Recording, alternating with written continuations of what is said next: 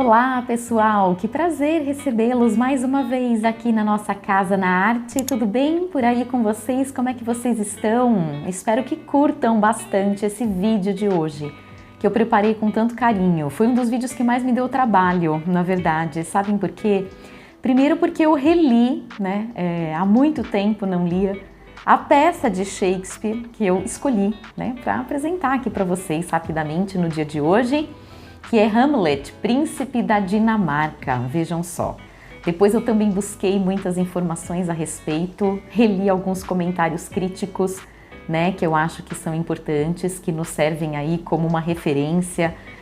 Inclusive busquei aqui no próprio YouTube, encenações, apresentações, enfim, vídeos, óperas e tal, porque, nossa, por incrível, que pareça, a gente sabe que é uma peça assim extremamente conhecida, muito famosa, muito marcante na literatura mundial, mas ainda assim eu não tinha a real impressão e a real noção, do quanto essa peça já foi encenada, reencenada, interpretada, virou filme, enfim, deu origem a outras peças de teatro e outras interpretações aí super importantes, enfim. Então, mesmo que vocês nunca tenham lido a peça de Shakespeare no original, na tradução para a língua portuguesa, enfim, nunca tenham assistido a um filme nem nada, de certa forma, por ser de um renome assim tão forte, impactante, certamente vocês já ouviram falar de Hamlet. Fazem uma ideia, ao menos, de quem seja, que personagem é essa, E eu trago essa personagem em específico aqui hoje, mais do que o conjunto todo da obra, sobre o qual eu vou falar rapidamente, claro, até porque serve aí como um contexto, um pano de fundo histórico, enfim, o quão importante é a peça dentro da própria obra do William Shakespeare, Mas mais do que isso, eu acho, o nosso grande cara hoje do vídeo é o Hamlet, e explico o porquê. É que eu particularmente sempre dedico uma das minhas aulas da faculdade para conversar com os meus alunos sobre a comunicação moderna e a era moderna e a inauguração dessa era e o que ela representa. E a gente, quando estava falando um pouquinho sobre modernidade, a gente levanta pontos importantes, porque a modernidade é muito contestadora de antigos costumes, antigos hábitos, enfim. Homens e mulheres na modernidade, eles estão já olhando para novos problemas e novas questões, Eles já veem o velho mundo como velho e já não aceitam mais, determinados costumes, enfim, porque na modernidade nós já passamos a nos desapegar mais das coisas, Perdemos mais o contato com as raízes, com as coisas mais naturais também. É uma sociedade que se industrializa muito, claro que não de forma tão homogênea, mas nos países ali mais desenvolvidos, enfim, socioeconomicamente, a gente sabe, passamos por processos de industrialização, de uma efervescência cultural bem diferenciada do que havia até então, em períodos assim medievais ou mesmo anteriores, Temos ali uma efervescência científica também, científico-tecnológica, A gente pode pensar assim, porque desenvolvemos muito mais máquinas engenhocas, processos, automatizamos muito mais as coisas, nos urbanizamos muito mais. Então, trocamos problemas antigos por novos problemas e a nossa conexão, com o mundo antigo, as antigas leis, as antigas crenças, com preceitos e dogmas que vêm muitas vezes das igrejas e religiões, enfim, são coisas que a gente começa a parar e pensar, gente, mas isso faz sentido? Faz sentido para mim? É isso que eu quero para minha vida? O que eu quero para minha vida é ser diferente do que os nossos pais, avós e antepassados, de uma forma geral? Então, quando a gente conversa sobre modernidade, a gente conversa um pouco sobre esses assuntos. E Hamlet é considerada uma das primeiríssimas personagens modernas na literatura mundial. E por que que o Hamlet é moderno? Hamlet é um jovem príncipe da Dinamarca, como diz o título da peça, cujo pai, também chamado Hamlet, faleceu há 2 meses e a peça começa assim.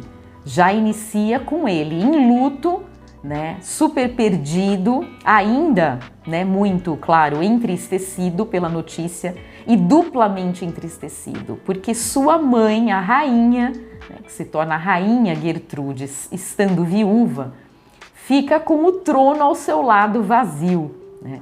E por, claro, costumes, enfim, de época, esse trono não pode permanecer vazio por tanto tempo. E é o cunhado, irmão do rei, que passa a, né, cortejá-la e insistentemente aí vai conseguindo conquistá-la. Em tão pouco tempo ele se torna rei, desposa a rainha mãe de Hamlet, e Hamlet discorda completamente dessa situação. Então ele já está no início da peça, nesse momento, nessa fase aí um tanto crítica da sua vida, vocês devem imaginar. Mas mesmo antes que esses problemas aparecessem na vida desse jovem príncipe, digamos assim, a gente já percebe, por certas falas de Hamlet conversando, por exemplo, com seu amigo Horácio, com a enamorada Ofélia, né, que está por ele um tanto apaixonada, inclinada a estar com ele, e talvez ele por ela, mas, enfim, é um relacionamento que não vinga e tal. A gente já percebe que ele é, de certa forma, um jovem em crise. Então, uma primeira característica que eu acho dessa personagem, que já é de uma personagem moderna, é a sua profundidade psicológica, emocional e todos os questionamentos que ele faz, que mostram que ele é uma personagem em crise existencial. Daí também, talvez, né, um dos mais célebres versos dessa peça teatral, que é ser ou não ser eis a questão, que sai de sua boca ali no terceiro ato da peça, quando ele está divagando e nesse devaneio, já que ele é considerado quase todo o tempo louco, porque ele vai enlouquecendo, mas ele vai enlouquecendo numa loucura assim tão consciente, sabe? Uma loucura assim tão fantástica e interessante, porque é a nossa loucura muitas vezes, que é de no fundo ficar assim, pensando e se questionando.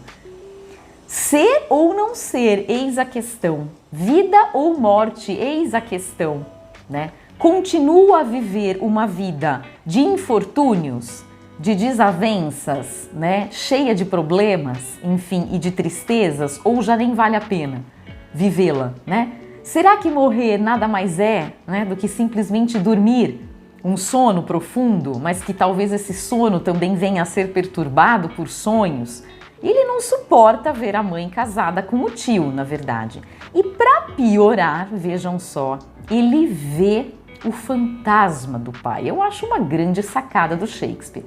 Porque simplesmente o que poderia ter acontecido é ele descobrir a traição do tio, que na verdade teria envenenado o pai, e o pai não teria morrido então de uma morte natural, como toda a corte imaginava, mas foi envenenado por esse traidor, né? E que na verdade desejava tanto a rainha quanto o trono e que, portanto, provoca, digamos assim, né, esse assassinato e comete esse assassinato. Como é que Hamlet fica sabendo da notícia? Não é de qualquer forma, né, pessoal? É através do fantasma do pai, que vem e que, como uma visão, aparece e conversa com ele e conta o que verdadeiramente aconteceu. Então, é emblemático, não é? Que seja dessa forma, né? Recebida a notícia, porque a gente sabe que já na nossa história de tragédias, né, na cultura ocidental, e eu estou me referindo aqui às tragédias antigas, gregas, por exemplo, que também eram encenadas em peças de teatro, como as de Sófocles e assim por diante,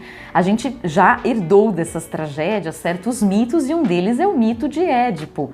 E Édipo é aquele que, sem saber, seguindo o seu destino trágico, né, mata o pai e casa-se com a mãe. O que acontece aqui é algo muito parecido num certo sentido, porque Hamlet vê o fantasma do pai e ele deseja vingar a morte do pai. Mas ele acaba, ao longo da peça, ficando tão enlouquecido e buscando tanto essa vingança que ele acaba matando, né, sem querer, Polônio, que seria, né, o seu futuro sogro, né, num certo sentido, digamos assim, porque era pai de Ofélia, que é essa jovem por quem ele estava, né, de certa forma ali namorado, de certa forma em contato, né. Então, vejam só que loucura, mas, na verdade, o que ele esperava era matar Cláudius, o seu tio, que estava ocupando o trono, né, do pai e que era o grandíssimo ali traidor naquela história, vejam só. Então, ele está simbolicamente matando alguém que está ocupando o lugar do seu pai, como se ele simbolicamente também matasse o pai, por que não? E porque ele está extremamente enciumado pela mãe, que casou-se novamente, né? Para o seu pleno desgosto. E a gente também pode considerar Hamlet uma personagem extremamente moderna nesse sentido, porque em meio a essas crises existenciais, a gente percebe que ele não necessariamente quer seguir todos os desígnios, né, e as coisas que são impostas pela sociedade. Então ele fica pensando sobre a sua identidade, ele nem sequer faz questão de ser o herdeiro do trono, né? Por ele preferiria estar vivendo distante, tanto é que num determinado momento querem que ele vá para a Inglaterra, querem afastá-lo completamente da corte dinamarquesa para que ele não cause confusão, porque percebem que ele, também como homem moderno, já não cumpre certos desígnios da igreja e da realeza, não necessariamente segue determinados costumes, não tem papas na língua, ele é muito ácido, muito sarcástico, muito irônico em certas cenas, sabe? Então é bem legal de acompanhar o quanto ele vai soltando ali certas farpas para lá e para cá, né? É quando ele está conversando com amigos, enfim, com o próprio rei, o atual rei, com a mãe. Ele não se curva mais perante a essas autoridades e eu acho que é um incômodo e uma transgressão que é trazida pela modernidade, né? Da gente querer talvez conquistar mais um livre-arbítrio e afastar-se mais de imposições que nos pareçam historicamente construídas e já sem sentido, né? Que pareçam artificiais demais e que pareçam sem sentido, mesmo que a gente depois vá aderir a outros costumes que também não necessariamente nos farão mais felizes e mais realizados. Essa é uma outra questão e assunto para um outro vídeo, né? Mas de qualquer forma nós estamos buscando sim novos caminhos e novos rumos e Hamlet é essa personagem. E eu acho que uma segunda sacada, né, assim, do Shakespeare super legal que acontece nessa peça, além dele trazer a figura do pai como fantasma chegando para o Hamlet, contando tudo o que aconteceu e o veneno que ele recebeu e pedindo veementemente que fosse vingado para que o trono não ficasse assim manchado, né, com essa laia, né, do irmão, enfim, e de toda essa traição e tal, que é um grande tema, né, trágico. Esse da traição, bem como esse da loucura, enfim, bem como da morte, porque ao final quase todas as personagens morrem, é uma peça muito famosa até nesse sentido, né? É Shakespeare colocar o próprio teatro dentro do teatro, porque ele está escrevendo uma peça de teatro que será encenada, que é o próprio Hamlet, príncipe da Dinamarca, mas numa determinada cena, né, tem atores, né, enfim, que encenarão uma peça, que era uma outra peça, obviamente. Mas tem essa questão da metalinguagem, o teatro está referido dentro do teatro e dentro da peça do Shakespeare ele coloca algumas personagens que são atores, enfim, lá, que estão chegando, né, e que vêm à corte, né, e que farão uma apresentação especial e solene para os reis, enfim, os súditos, o pessoal ali, né. E essa peça que vai ser encenada, ela é, na verdade, uma peça muito significativa, porque Hamlet conversa previamente com os atores e combina que num determinado momento, enfim, uma certa fala seja enunciada. E o texto quem escreve é ele. E tudo isso por quê? Porque ele é uma personagem que vai vingar a morte do pai, mas de modo muito frio e calculista. É uma vingança lenta e gradual, ele não é impetuoso a ponto de pegar uma espada qualquer e ir correndo apunhalar Cláudio, como ele tinha vontade de fazer, obviamente. Ele aguarda o momento certo. E só no dia seguinte, na noite consecutiva, que ele fica sabendo de toda a verdade através desse fantasma do pai, é que ele decide, então, revelar, né, assim, bem sorrateiramente, a culpa, né, do tio através dessa encenação, porque ele diz até alguns amigos: reparem na fisionomia do rei, se o rei ficar alterado vendo a cena e vendo a peça, certamente é porque ele realmente tem culpa. Ele quer atestar que o fantasma de certa forma também está falando a verdade. E ele vê que Cláudio realmente fica super perturbado, ele sai antes que a peça termine, né? Diz que está com uma cólera, né, enorme, enfim, e decide, é nesse dia que ele decide despachar Hamlet para bem longe, dali para tentar se livrar né, desse filho, desse problema, que é o sobrinho, na verdade, desse problemão que ele tem nas mãos, né? Porque ele sabe que esse cara vai dar problema para ele, vai trazer dor de cabeça, como já traz, porque Hamlet tem essa sacada de, na verdade, usar essa peça que seria ali encenada naquela noite para fazer com que os atores falem que havia um rei que foi morto, envenenado por um traidor e que a rainha, tendo ficado viúva, casa-se de novo. É toda a história da família dele que ele decide encenar ali e que, claro, mexe demais com o rei, né, atual, com quem ele estava, né, brigando e de quem ele queria vingança.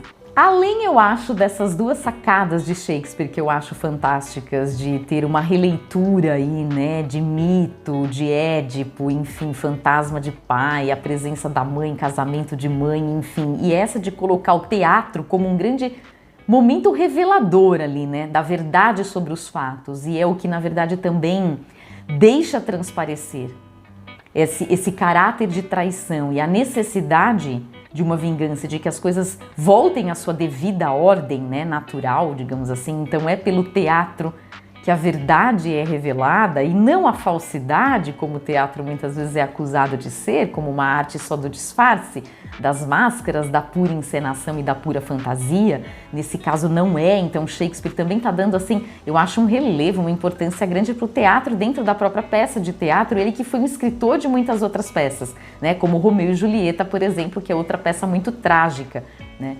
Hamlet é considerada também uma peça, eu acho, super importante dentro da obra do autor, né, do dramaturgo, porque ela é a mais longa que ele escreveu e considerada pela crítica uma das mais complexas, porque traz temas importantíssimos como esses que eu já mencionei, a questão da morte, enfim, a questão da loucura, do valor da própria vida, que está aqui apresentado, né, cartas na mesa, né, super aí bem dispostas, né, e ordenadas aí pelo autor, mas eu também anotei aqui, vejam só, que é uma peça que foi escrita por volta de 1599 a 1601 e que tem uma linguagem muito poética, porque só os versos, né, pronunciados por Hamlet têm tantas metáforas, tantos trocadilhos, tanto sarcasmo, ironia, figuras de linguagem muito legais, assim como os temas, né, são muito complexos e é um número muito grande de personagens que eu nem citei aqui, nem abordei, com nomes prioritariamente ingleses, apesar da peça se ambientar na Dinamarca, né? E é uma peça que ganha muito destaque dentro da obra dele como um todo, uma peça trágica, como a gente vê, em que a personagem busca fugir ao seu destino ou mesmo questioná-lo, o que é algo muito moderno, né, nesse sentido. E agora eu gostaria que vocês, se gostaram do vídeo, deixassem um like, é lógico, e o compartilhassem, mas agora aí nos comentários citassem uma outra personagem moderna que vocês conhecem, dos filmes, dos livros, das peças de teatro, de onde quer que seja. E me digam o porquê vocês se recordaram dela, o que chama a atenção, por que é uma personagem importante na modernidade, para que a gente possa aumentar essa nossa lista e vocês também me sugerirem novos temas e novos títulos para os próximos vídeos, tá bom? Combinado? Então nos encontramos na próxima semana, sem falta, para mais uma indicação, para mais uma resenha aqui da nossa Casa na Arte, tá bom? Conto com a companhia de vocês. Beijos a todos e até lá!